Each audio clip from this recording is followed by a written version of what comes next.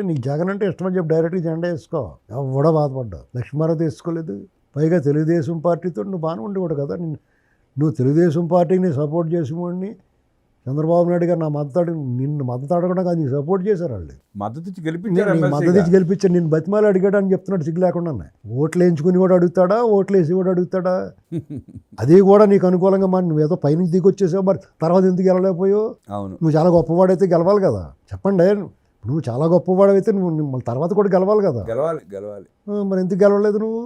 ఆ ఎన్నికల్లో బాబు గారు చెబితేనే పార్టీ ఆదేశాలు మేమందరం సపోర్ట్ చేసాం, గెలిపించాం ఆ రోజు ఓట్లేసి. పైగా నువ్వు తెలుగుదేశం పార్టీ నాయకత్వంతో చాలా సఖ్యతగా ఉండేవాడు. ఆ పార్టీ ఆఫీస్కి వచ్చేవారు, మీరు అక్కడికి వచ్చి వాళ్ళకి పాఠాలు అవి చెప్పేవారు, అవసరమైతే శిక్షణ ఇచ్చేవారు, దాని తగ్గ పొట్లం ఏమైనా ఉంటే తీసుకునేవారు. తర్వాత వాళ్ళు పని అయిపోయిన తర్వాత పొట్లం ఎందుకు ఇస్తారు వాళ్ళు?